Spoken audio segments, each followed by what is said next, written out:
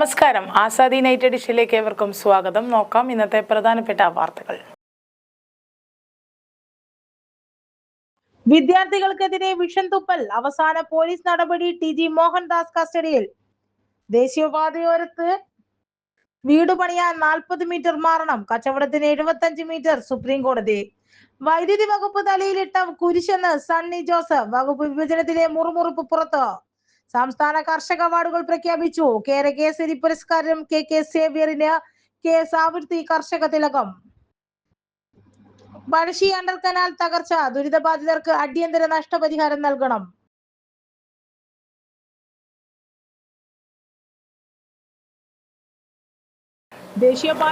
വിശദമായ വാർത്തകളിലേക്ക് കടക്കാം. കച്ചവടത്തിന് 75 മീറ്റർ. സുപ്രീം കോടതി.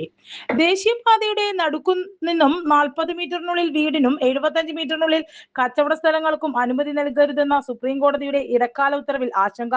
കേരളത്തിൽ 45 മീറ്റർ ദേശീയപാതയുടെ വീതി, നടുക്കു നിന്നും വശങ്ങളിലേക്കുള്ള അകലം 22 മീറ്റർ. കോടതി ഉത്തരവനുസരിച്ച് ഇതിനു പുറത്ത് 17 മീറ്റർ മാറിയ വീട് നിർമ്മിക്കാൻ അനുമതി നൽകൂ.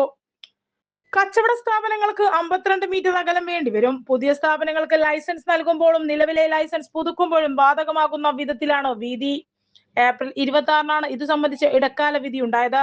സംസ്ഥാനങ്ങളെ ചീഫ് സെക്രട്ടറിമാർ, DGP, ദേശീയപാത അതോറിറ്റി അധികൃതർ തുടങ്ങിയവർക്ക് ഉത്തരവിന്റെ പകർപ്പ് കൈമാറാൻ കോടതി നിർദ്ദേശിച്ചിട്ടുണ്ട്.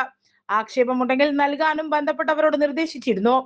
സംസ്ഥാനത്ത് ദേശീയപാതയിൽ നിന്നും 7 മീറ്റർ മാറിയാണ് നിർമ്മാണാനുമതി നൽകുന്നത്. പുതിയ കെട്ടിടങ്ങൾ നിർമ്മിക്കാൻ ദേശീയപാത അതോറിറ്റിയിൽ നിന്നും ആക്സസ് പെർമിറ്റ് വാങ്ങുകയും വേണം. ഇടക്കാല ഉത്തരവ് നടപ്പാക്കാൻ ദേശീയപാതയോരത്തെ നിർമ്മാണം നിലനിൽക്കും. മറ്റു സംസ്ഥാനങ്ങളിൽ 60 മീറ്ററാണ് ദേശീയപാതയുടെ വീതി. മധ്യഭാഗത്തു നിന്നും വശങ്ങളിലേക്കും 30 മീറ്റർ ഉണ്ടാകും. അതിനാൽ അവിടെ ദേശീയപാതയിൽ നിന്നും 10 മീറ്റർ മാറി വീട് പണിയാം. സംസ്ഥാനത്ത് വീതി 45 മീറ്ററിലാണെങ്കിൽ ദൂരപരിധിയിലെ ഇളവിന് അർഹതയുണ്ട്. 2025 നവംബർ 2-ന് രാജസ്ഥാനിലെ ഫിലോദി ജില്ലയിൽ എക്സ്പ്രസ് പാതയിൽ ഉണ്ടായ അപകടത്തിൽ 12 പേരും, അടുത്ത ദിവസം തെലങ്കാനയിലെ രാംഗഡ് ജില്ലയിലെ അപകടത്തിൽ 19 പേരും മരിച്ചിരുന്നു. മുതിർന്ന അഭിഭാഷകൻ ANS നഡ്ഗർണിയെ അമിസ് ക്യൂറി ആയി കോടതി നിയമിച്ചു. ഈ വർഷം ഫെബ്രുവരി 15-ന് നിർദ്ദേശങ്ങൾ സമർപ്പിച്ചു. അമിസ് ക്യൂറി സോളിസിറ്റർ ജനറലും ചേർന്ന് പ്രശ്നപരിഹാരത്തിനുള്ള നടപടി വിലയിരുത്തി. 2 തവണയായി NHA സത്യവാങ്മൂലം സമർപ്പിച്ചു. ഇതെല്ലാം പരിഗണിച്ചാണ് കേസ് തുടരുന്ന സമയത്ത് നടപ്പാക്കേണ്ട നിർദ്ദേശങ്ങൾ പെടുത്തി ഇടക്കാല ഉത്തരവുണ്ടായത്. രാജ്യത്തെ ആകെ റോഡുകളിൽ 2% മാത്രമാണ് ദേശീയപാതകൾ. എന്നാൽ റോഡ് അപകട മരണങ്ങളിൽ 33% ദേശീയപാതകളിലാണെന്ന് കോടതി വിലയിരുത്തി. ഭരണഘടനയുടെ ആർട്ടിക്കിൾ 21 പ്രകാരമുള്ള ജീവിക്കാനുള്ള അവകാശം ഉറപ്പാക്കാൻ സർക്കാരിന് ബാധ്യതയുണ്ടെന്നും ഇടക്കാല ഉത്തരവ് വ്യക്തമാക്കുന്നു. ഡൽഹി ജന്തർ മന്ദിറിൽ സമരം ചെയ്ത വിദ്യാർത്ഥികളെ അധിക്ഷേപിക്കുകയും വധഭീഷണി മുഴക്കുകയും ചെയ്ത RSS നേതാവ് ടി.ജി. മോഹൻദാസിനെ പോലീസ് കസ്റ്റഡിയിലെടുത്തു. FIR രജിസ്റ്റർ ചെയ്ത് 11 ദിവസം കഴിഞ്ഞിട്ടും അറസ്റ്റ് ചെയ്യാത്തതിൽ വിമർശനമുയർന്നതിന് പിന്നാലെയാണ് അറസ്റ്റ്. മട്ടാഞ്ചേരിയിലെ വീട്ടിൽ പരിശോധനയ്ക്കെത്തിയ പോലീസാണ് മോഹൻദാസിനെ കസ്റ്റഡിയിലെടുത്തത്. മോഹൻദാസിനെ അറസ്റ്റ് ചെയ്യുന്നതിൽ താനല്ല തീരുമാനമെടുക്കേണ്ടതെന്നാണ് ചെന്നിത്തല പറഞ്ഞത്. വിവാദ പരാമർശം വന്ന ദിവസങ്ങൾക്ക് ശേഷമാണ് തിരുവനന്തപുരം സൈബർ പോലീസ് കേസെടുത്തത്. AIYF സംസ്ഥാന സെക്രട്ടറി TT ജിസ്മോൻ ആഭ്യന്തരമന്ത്രിക്ക് നൽകിയ പരാതിയിലാണ് നടപടി. പ്രക്ഷോഭത്തിൽ പങ്കെടുത്ത വിദ്യാർത്ഥികളെ വെടിവെച്ച് കൊല്ലണമെന്നും പ്രക്ഷോഭത്തിൽ പങ്കെടുത്ത പെൺകുട്ടികൾ ബലാത്സംഗം ഇഷ്ടപ്പെടുന്നവരാണെന്നുമായിരുന്നു RS നേതാവിന്റെ പരാമർശം. നരേന്ദ്രമോദി ഗുജറാത്ത് കലാപം അടിച്ചമർത്തിയ പോലെ നേരിടണമെന്നും RSS സൈദ്ധാന്തികനായ TG മോഹൻദാസ് പറഞ്ഞു. പത്രിക YouTube ചാനലിലായിരുന്നു ഈ വിഷം തുപ്പൽ. ഈ സിറ്റുവേഷൻ കയ്യിൽ കിട്ടിയാൽ ഞാൻ എന്ത് ചെയ്യുമെന്ന് പറയാം. ജന്തർ മന്ദർ പരിസരത്ത് 4 സ്ക്വയർ കിലോമീറ്റർ പരിസരത്ത് കർഫ്യൂ പ്രഖ്യാപിക്കും. ആളുകളോട് പിരിഞ്ഞു പോകാൻ 3 തവണ ആവശ്യപ്പെടും. പിന്നെ വെടിവെക്കും. ആളുകൾ ചിതറിയോടും. കുറെ പേര് മരിക്കും, കുറെ പേർ മരിക്കില്ല, കുറെ പേർക്ക് അംഗഭംഗം സംഭവിക്കും. ഏകദേശം ഒരു 4 മണിക്കൂർ കൊണ്ട് രംഗം ശാന്തമാകും. ശവങ്ങൾ പെറുക്കി ആശുപത്രിയിലെത്തിക്കും. ഇതുപോലുള്ള പ്രക്ഷോഭം അടിച്ചമർത്തിയ ആളാണ് മോദി. ഗുജറാത്ത് കലാപം ഓർത്തു നോക്കുക. ഗുജറാത്തിലെ 14 ജില്ലയിലായിരുന്നു അന്ന് കലാപം. ഒരു ഭരണപരിചയവും ഇല്ലാത്ത നരേന്ദ്രമോദി എന്ന ഭരണാധികാരിയാണ് അത് ഹാൻഡിൽ ചെയ്തതെന്നും മോഹൻദാസ് പറയുന്നു. ഇതിന്റെ തുടർച്ചയാണ് പ്രക്ഷോഭത്തിൽ പങ്കെടുത്ത പെൺകുട്ടികളെയും അധിക്ഷേപിച്ചത്. മുമ്പും സാമുദായിക വിദ്വേഷം വളർത്തുന്ന പരാമർശങ്ങൾ മോഹൻദാസ് നടത്തിയിട്ടുണ്ട്. അർജുൻ ആംഗിയും അഞ്ജയ് ആയങ്കിയും അറസ്റ്റിൽ. പോലീസിനെ വെല്ലുവിളിച്ച കേസിൽ കണ്ണൂർ അഴീക്കോട് അർജുൻ ആയങ്കി അറസ്റ്റിൽ. അഞ്ജൻ അജയ് ആയങ്കിയെ ഇന്നലെ രാത്രി അറസ്റ്റ് ചെയ്തിരുന്നു. അർജുൻ കണ്ണൂരിൽ അഭിഭാഷകയുടെ വീട്ടിലേക്ക് പോകുന്ന വഴിക്കാണ് പോലീസ് അറസ്റ്റ് ചെയ്തത്. പുലർച്ചെ 2:30-നാണ് അറസ്റ്റിലായത്. കഴിഞ്ഞ കുറച്ച് ദിവസങ്ങളിലായി ഒളിവിലായിരുന്ന അർജുന് വേണ്ടി തൃശൂർ, മലപ്പുറം ജില്ലകളിൽ പോലീസ് അന്വേഷണം വ്യാപിപ്പിച്ചിരുന്നു. ഇന്നലെ വൈകുന്നേരം കണ്ണൂരിൽ വെച്ച് ഇയാൾ സഞ്ചരിച്ചിരുന്ന കാർ പോലീസ് കസ്റ്റഡിയിലെത്തിയിരുന്നു. സുഹൃത്തുക്കളെയും കരുതൽ തടങ്കിലാക്കിയിരുന്നു. പോലീസിനെ വെല്ലുവിളിക്കുകയും സമൂഹ മാധ്യമങ്ങളിൽ പ്രകോപനപരമായ പോസ്റ്റ് ഇടുകയും ചെയ്ത കേസുകളിലാണ് അറസ്റ്റ്.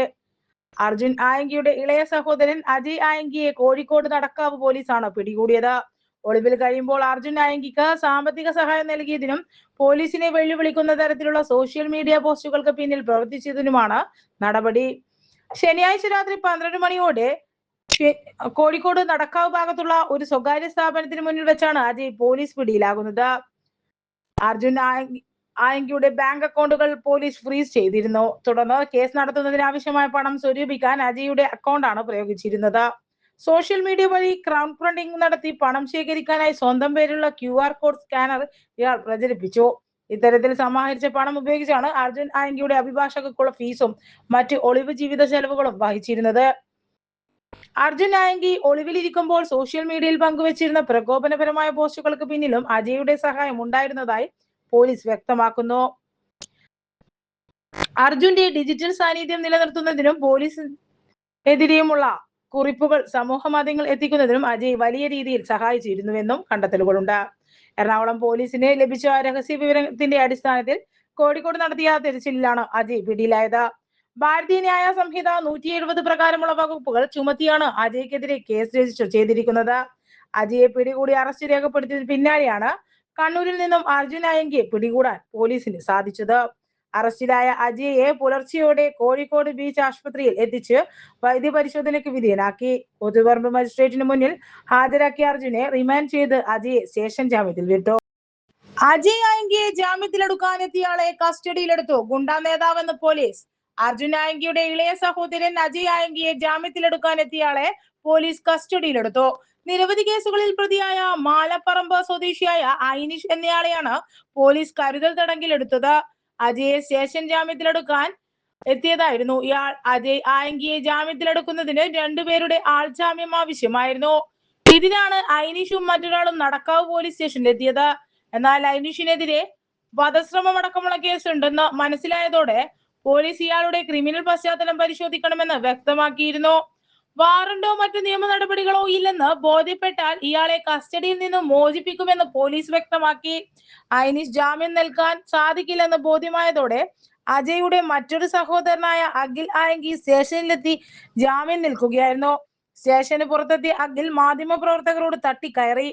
മാധ്യമങ്ങൾ തെറ്റായ വാർത്ത പ്രചരിപ്പിക്കുകയാണെന്നും സമൂഹ മാധ്യമങ്ങളിൽ പോസ്റ്റുകൾ പങ്കുവച്ചിരുന്നത് അജയ് അല്ല, അത് അർജുൻ തന്നെയായിരുന്നുവെന്നും ഇയാൾ ക്ഷുഭിതനായി പ്രതികരിച്ചു. രാത്രി 12 മണിയോടെ കോഴിക്കോട് നടക്കാവ് ഭാഗത്തുള്ള ഒരു സ്വകാര്യ സ്ഥാപനത്തിന് മുന്നിൽ വെച്ചാണ് അജയ് പോലീസ് പിടിയിലാകുന്നത്. അർജുൻ ആയങ്കിയുടെ ബാങ്ക് അക്കൗണ്ടുകൾ പോലീസ് ഫ്രീസ് ചെയ്തതിനെ തുടർന്ന് കേസ് നടത്തുന്നതിന് ആവശ്യമായ പണം സ്വരൂപിക്കാൻ അജയ് ആയങ്കിയുടെ അക്കൗണ്ടാണ് ഉപയോഗിച്ചിരുന്നത്. സോഷ്യൽ മീഡിയ വഴി ക്രൗഡ് ഫണ്ടിംഗ് നടത്തി പണം ശേഖരിക്കാനായി സ്വന്തം പേരിലുള്ള QR കോഡ് സ്കാനർ ഇയാൾ പ്രചരിപ്പിച്ചുവെന്നും ഇത്തരത്തിൽ സമാഹരിച്ച പണം ഉപയോഗിച്ചാണ് അർജുൻ ആയങ്കിയുടെ അഭിഭാഷകർക്കുള്ള ഫീസും മറ്റും ഒളിവ് ജീവിത ചെലവുകളും വഹിച്ചിരുന്നതെന്നും പോലീസ് പറയുന്നു. വൈദ്യുതി വകുപ്പ് തലയിലിട്ട കുരിശെന്ന് സണ്ണി ജോസഫ്. വകുപ്പ് വിഭജനത്തിലെ മുറുമുറുപ്പ് പുറത്ത്.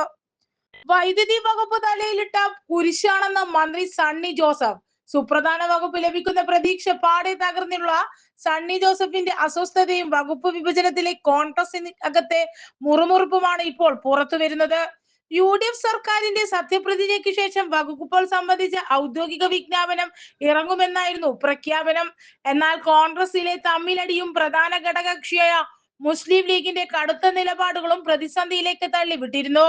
കെ മുരളീധരന് ആരോഗ്യ വകുപ്പ് നൽകിയാൽ AP അനിൽകുമാർ അതൃപ്തി പ്രകടിപ്പിച്ചപ്പോൾ KC ജോസഫ് വിഭാഗം തുറമുഖ വകുപ്പിന് വേണ്ടി പിടിവലി നടത്തി. മുഖ്യമന്ത്രി എന്തിനാണ് ധനകാര്യത്തിനൊപ്പം തുറമുഖ വകുപ്പ് കൂടി കൈവശം വെക്കുന്നതെന്ന ചോദ്യവും ശക്തമായിരുന്നു. ഇതിനിടയിലാണ് തന്നെ വൈദ്യുതി വകുപ്പിൽ ഒതുക്കിയെന്ന അസ്വസ്ഥത മന്ത്രി സണ്ണി ജോസഫ് പരസ്യമായി പ്രകടമാക്കിയത്. കേരളത്തെ കടുത്ത വൈദ്യുതി പ്രതിസന്ധിയിലേക്ക് തള്ളിവിട്ടതിൽ നിന്നും തടിയൂരാനുള്ള ശ്രമം കൂടിയാണ് മന്ത്രിയുടെ പ്രതികരണം. കഴിഞ്ഞ 10 വർഷം പവർ കട്ടില്ലാത്ത കേരളത്തെ കൃത്യമായ ആസൂത്രണങ്ങളില്ലാതെ ഇരുട്ടിലേക്ക് വീണ്ടും തള്ളിവിട്ടതു മുതൽ വൈദ്യുതി വകുപ്പ് നാണം കെട്ട അവസ്ഥയിലാണ്. ഇത് വൈദ്യുതി വകുപ്പ് മന്ത്രിയുടെയും സംസ്ഥാന സർക്കാരിന്റെയും പിടിപ്പുകേടാണ് എന്നാണ് ചൂണ്ടിക്കാണിക്കുന്നത്. ഈ നാടകേടുകളിൽ നിന്നുമുള്ള തടി സംരക്ഷിക്കലാണ് മന്ത്രിയുടെ ബാലിശകമായ പ്രതികരണത്തിന് പിന്നിൽ. പകൽ യൂണിറ്റിന് 10 പൈസക്ക് കിട്ടുന്ന വൈദ്യുതി രാത്രി 10 രൂപ നൽകിയാൽ പോലും കിട്ടാനില്ല അവസ്ഥയാണെന്നും പകൽ സൗരോർജ്ജം ഉപയോഗിക്കാമെങ്കിലും രാത്രി അത് സംഭരിച്ചു വെക്കാൻ സംവിധാനമില്ലെന്നുമുള്ള ന്യായീകരണങ്ങളാണ് മന്ത്രിക്ക് നിർത്താനുള്ളത്. സംസ്ഥാന കർഷക അവാർഡുകൾ പ്രഖ്യാപിച്ചു. കേരകേസരി പുരസ്കാരം കെ സേവ്യറിന്, കെ സാവിത്രി കർഷക തിലകം. കാർഷിക വികസന കർഷക ക്ഷേമ വകുപ്പ് സംസ്ഥാനതല അവാർഡുകൾ പ്രഖ്യാപിച്ചു. കോഴിക്കോട് ചക്കിട്ടപ്പാറ സ്വദേശി കെ സേവ്യർ കേരകേസരി പുരസ്കാരം നേടി. മികച്ച ജൈവ കർഷകനായി തൃശൂർ കൊടുങ്ങല്ലൂർ സ്വദേശി വി വൈശജഹാനെ തിരഞ്ഞെടുത്തു. വയനാട് പൊഴുതന്ന സ്വദേശി കെ ഹാഷിക്കാണ് മികച്ച യുവ കർഷകൻ. കണ്ണൂർ തളിപ്പറമ്പ് സ്വദേശി കെ രജീഷ് ഹരിതമിത്ര പുരസ്കാരത്തിന് അർഹനായി. കോട്ടയം കടപ്പളംമറ്റ സ്വദേശി വി കിഷോറാണ് കർഷക ജ്യോതി പുരസ്കാരം നേടിയത്. കാസർഗോഡ് പുല്ലൂർ പെരിയ സ്വദേശി കെ സാവിത്രി കർഷക തിലകമായി തെരഞ്ഞെടുത്തു. കാർഷിക മേഖലയിൽ മികച്ച പ്രവർത്തനം നടത്തിയ തദ്ദേശ സ്വയംഭരണ സ്ഥാപനത്തിലുള്ള സി അച്യുതമേനോൻ സംസ്ഥാന പുരസ്കാരം കോഴിക്കോട് ജില്ലയിലെ കൊടുവള്ളി ബ്ലോക്ക് പഞ്ചായത്തിലും കണ്ണൂർ ജില്ലയിലെ ഉളിക്കൽ ഗ്രാമപഞ്ചായത്തും പങ്കിട്ടു. പുസ്തക പൂക്കാലം ഉദ്ഘാടനം. കൂടാളി പൊതുജന വായനശാല എന്ന ഗ്രന്ഥാലയത്തിന്റെ ആഭിമുഖ്യത്തിൽ പുസ്തക പൂക്കാലം ഉദ്ഘാടനം സംഘടിപ്പിച്ചു. വനിതാ വായന മത്സരത്തിൽ വായിക്കേണ്ട പുസ്തകമായ ചേ എന്ന നോവൽ അവതരിപ്പിച്ചുകൊണ്ട് എഴുത്തുകാരി അംബുജം കടമ്പൂര് സംസാരിച്ചു. തുടർന്ന് CA രശ്മി ടീച്ചർ പോയ എന്ന നോവലിന്റെ പ്രത്യേകതയെക്കുറിച്ച് സംസാരിച്ചു. വായനശാല പ്രസിഡന്റ് PK വേണുഗോപാൽ അധ്യക്ഷത വഹിച്ചു. സെക്രട്ടറി P കരുണാകരൻ സ്വാഗതവും P സുരേഷ് ബാബു നന്ദിയും പറഞ്ഞു. ചന്ദ്രൻ കീഴ്ത്തുള്ളി ഓർമ്മ ദിനം ചിത്രരചനാ മത്സരം നടത്തി. CPM നേതാവും മുൻ എടക്കാട് പഞ്ചായത്ത് പ്രസിഡന്റുമായ ചന്ദ്രൻ കീഴ്ത്തുള്ളിയുടെ 2ാം ചരമവാർഷികത്തോടനുബന്ധിച്ച് CPIM Edakkad north local committee വിദ്യാർത്ഥികൾക്കായി ചിത്രരചനാ മത്സരം സംഘടിപ്പിച്ചു. തോട്ടട നോർത്ത് LP സ്കൂളിൽ ലൈബ്രറി കൗൺസിൽ നേതൃസമിതി കൺവീനർ ജനു ഐച്ചാങ്കണ്ടി ഉദ്ഘാടനം ചെയ്തു. നേതൃസമിതി പ്രസിഡന്റ് TK സുധാകരൻ അധ്യക്ഷത വഹിച്ചു. Local committee secretary CH Pradeepan, Prathyaksh Purushothaman, K Satheesan, TP Prakashan, E Jayadevan എന്നിവർ സംസാരിച്ചു. പഴശ്ശി അണ്ടർ കനാൽ തകർച്ച, ദുരിതബാധിതർക്ക് അടിയന്തര നഷ്ടപരിഹാരം നൽകണം. പഴശ്ശി കനാലിന്റെ കാരത്തെളുപ്പിൽ ഭാഗത്ത് അണ്ടർ ടണൽ തകർന്ന് വെള്ളം കയറി ദുരിതത്തിൽ എത്തിയ തെക്കീൻകാട് തെളുപ്പ് പ്രദേശവാസികൾക്ക് അടിയന്തരമായി നഷ്ടപരിഹാരം നൽകണമെന്ന് CPIM ജില്ലാ സെക്രട്ടറി KK രാഗേഷ് ആവശ്യപ്പെട്ടു. ദുരിതബാധിത പ്രദേശങ്ങൾ സന്ദർശിക്കുകയായിരുന്നു അദ്ദേഹം. കാലപ്പഴക്കത്താൽ തകർച്ചാ ഭീഷണി നേരിടുന്ന കനാലിന്റെയും അണ്ടർ ടണലിന്റെയും തകരാറുകൾ പരിഹരിക്കണം.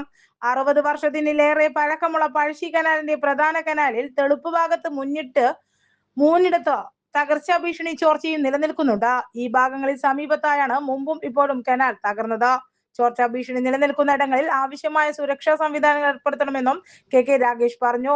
ജില്ലാ panchayat president Binoy Kurian, Keezhallur panchayat president C Sajeevan, CPM area secretary M Ratheesh എന്നിവരും ഒപ്പമുണ്ടായിരുന്നു. കഴിഞ്ഞ ദിവസം രത്കരിയാണ് ശക്തമായ മഴയിൽ പഴശ്ശി കനാലിന്റെ കാരത്തെളുപ്പിൽ ഭാഗത്ത് അണ്ടർ ടണൽ തകർന്ന് വീടുകളിൽ വെള്ളം കയറിയത്. 8ഓളം വീടുകളിലാണ് വെള്ളം കയറിയത്. 4 വീടുകൾ പൂർണ്ണമായും വെള്ളം കയറി ഉപയോഗശൂന്യമായി. 4 വീടുകളിൽ ഭാഗികമായി വെള്ളം കയറി. ശനി രാത്രി അർദ്ധരാത്രിയോടെയായിരുന്നു അപകട സാധ്യതയെ തുടർന്ന് ജനങ്ങൾ ജാഗ്രത പാലിച്ചതിനാൽ ആളപായമുണ്ടായില്ല.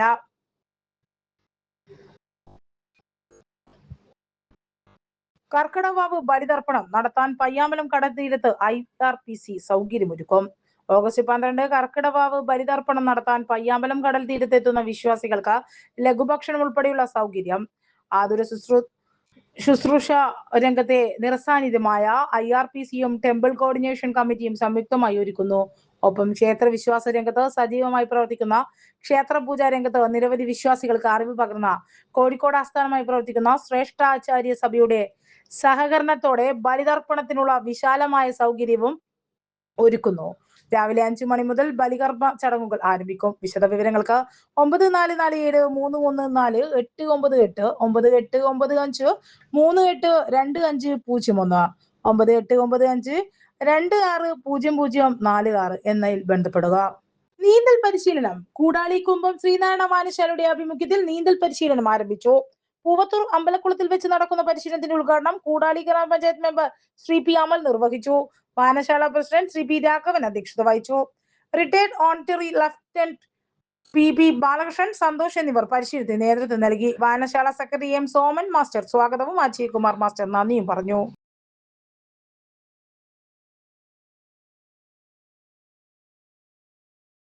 തദ്ദേശ സ്വയംഭരണ വകുപ്പിന്റെ ജില്ലാ എൻഫോഴ്സ്മെന്റ് സ്ക്വാഡ് കൂത്തുപറമ്പ് നഗരസഭാ പരിധിയിൽ നടത്തിയ മിന്നൽ പരിശോധനയിൽ 1 ക്വിന്റൽ പ്ലാസ്റ്റിക് കാരി ബാഗുകളും 2000-ഓളം നിരോധിത 300 മില്ലി വെള്ളക്കുപ്പികളും പിടിച്ചെടുത്തു. കൂത്തുപറമ്പ് പഴയ നിരത്തിലെ NMC ട്രേഡേഴ്സ് നിന്നാണ് നിരോധ വസ്തുക്കൾ പിടിച്ചെടുത്തത്. ബയോ ക്യാരി ബാഗുകൾ എന്ന പേരിൽ വിപണിയിൽ ഇറങ്ങിയ ഇക്കോ സ്കാൻ, ഇക്കോടെക്, ഗ്രീൻ കിങ് എന്നീ പേരുകളിലുള്ള വ്യാജ ബയോ ക്യാരി ബാഗുകളാണ് തത്സമയ ടൈക്ലോറോ മീഥേൽ ടെസ്റ്റ് നടത്തി തിരിച്ചറിഞ്ഞത്. ജില്ലാ എൻഫോഴ്സ്മെന്റ് സ്ക്വാഡ് പിടിച്ചെടുത്തത് യഥാർത്ഥ ബയോ ക്യാരി ബാഗുകൾ ഡൈക്ലോർമിഥേൻ ലൈനിയിൽ പെട്ടെന്ന് ലയിച്ചു ചേരുമ്പോൾ പ്ലാസ്റ്റിക് ക്യാരി ബാഗുകൾ ലയിക്കാതെ കിടക്കും. 100 രൂപയിൽ താഴെ വില വരുന്ന ഇത്തരം വ്യാജ ബാഗുകൾ യഥാർത്ഥ ബയോ ക്യാരി ബാഗിന്റെ വിലയായ 160 രൂപയ്ക്ക് മുകളിലാണ് വിൽക്കപ്പെടുന്നത്. ഇതേ സ്ഥാപനത്തിൽ നിന്നും തന്നെ 300 മില്ലിയുടെ 1948 നിരോധിത കുടിവെള്ള കുപ്പികളും പിടിച്ചെടുത്ത നിരോധിത ഉൽപ്പന്നങ്ങൾ നഗരസഭയ്ക്ക് കൈമാറി. 10,000 രൂപ പിഴ ചുമത്തി. തുടർന്ന് നടപടികൾ സ്വീകരിക്കാൻ ജില്ലാ എൻഫോഴ്സ്മെന്റ് സ്ക്വാഡ് നഗരസഭയ്ക്ക് നിർദ്ദേശം നൽകി. 10 ദിവസം കൊണ്ട് പിടിച്ചെടുത്തത് 2.5 ടൺ നിരോധിത വസ്തുക്കൾ. പരിശോധന കർശനമാക്കിയതോടെ കഴിഞ്ഞ 2 ആഴ്ചയ്ക്കിടെ IVO സ്ക്വാഡ് ഉൾപ്പെടെയുള്ള ജില്ലാ എൻഫോഴ്സ്മെന്റ് സ്ക്വാഡുകൾ പിടിച്ചെടുത്തത് 2.5 ടണ്ണിലേറെ നിരോധിത വസ്തുക്കളാണ്. പാനൂർ, തലശ്ശേരി, ചിറക്കൽ, കണ്ണൂർ കോർപ്പറേഷൻ, പെരിങ്ങോം എന്നിവിടങ്ങളിൽ നടത്തിയ മിന്നൽ പരിശോധനകളിലാണ് വ്യാജ ബയോ ക്യാരി ബാഗുകൾ ഉൾപ്പെടെയുള്ളവ വിൽപ്പന നടത്തുന്ന മൊത്ത വ്യാപാരികൾ പിടിയിലായത്. കണ്ണൂർ മാർക്കറ്റിൽ അതിരാവിലെ വാഹനങ്ങളിലെത്തി നിരോധിത ബാഗുകളിൽ വിതരണം ചെയ്യുന്ന സംഘവും പിടിയിലായത്. കഴിഞ്ഞ ദിവസമാണ്. വരും ദിവസങ്ങളിൽ പഞ്ചായത്ത് തല വിജിലൻസ് സ്ക്വാഡുകൾ ഉൾപ്പെടെയുള്ള കൂടുതൽ പരിശോധന നടത്തുമെന്നാണ് ജില്ലാ ശുചിത്വ മിഷൻ കോർഡിനേറ്റർ അറിയിച്ചു.